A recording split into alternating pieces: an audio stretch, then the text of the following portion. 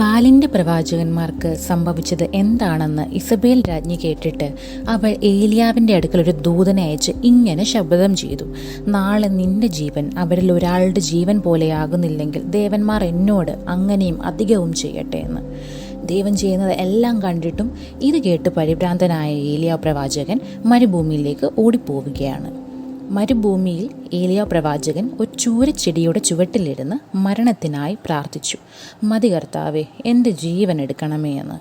എന്നാൽ പകരം ദൈവം ഒരു ദൂതനെ അയച്ച് അവന് അപ്പവും വെള്ളവും നൽകി. എന്നിട്ട് പറഞ്ഞു: എഴുന്നേറ്റ് ഭക്ഷിക്കുക, കാരണം യാത്ര നിനക്ക് വളരെ വലുതാണ്.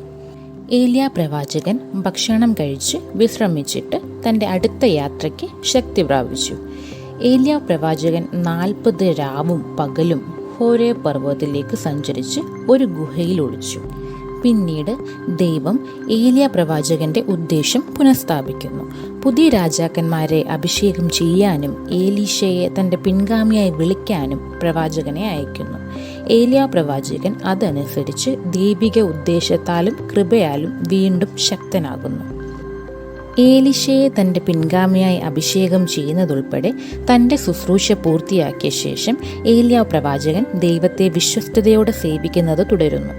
സമയമായപ്പോൾ അഗ്നികുതിരകളെ പിടിച്ചിരിക്കുന്ന ഒരു അഗ്നിരഥം പ്രത്യക്ഷപ്പെടുകയും ഏലീശയുടെ കൺമുന്നിൽ വെച്ച് ഒരു ചുഴലിക്കാറ്റിൽ ഏലിയാ പ്രവാചകൻ ജീവനോടെ സ്വർഗത്തിലേക്ക് എടുക്കപ്പെടുകയും ചെയ്യുന്നു. നൂറ്റാണ്ടുകൾക്ക് ശേഷം ഏലിയാ പ്രവാചകൻ വീണ്ടും പ്രത്യക്ഷപ്പെടുന്നത് രൂപാന്തരീകരണ സമയത്ത് യേശുവിൻ്റെ അരികിൽ മോശയോടൊപ്പമാണ്.